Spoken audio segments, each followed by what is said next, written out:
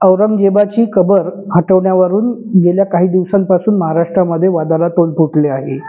या संदर्भामध्ये नागपूर शहरातील महाल भागात दगडफेकीनंतर मोठी जाळपोळ करण्यात आली। आंदोलन सुरू असताना एका धर्मग्रंथाचे दहन करण्यात आल्याची अफवा पसरल्यानंतर या दंगलीला सुरुवात झाली। घटनेची माहिती मिळाल्यानंतर नागपूरचे पोलीस आयुक्त रवींद्र सिंघल हे नागपूर शहरातील महाल भागात दाखल झाले। त्यानंतर पोलिसांनी बळाचा वापर करून जमावाला पांगवले। या दगडफेकीमध्ये 2 पोलीस अधिकारी जखमी झाल्याची माहिती आहे। सुमारे 15 ते 20 जणांना आतापर्यंत पोलिसांनी ताब्यात घेतले आहे।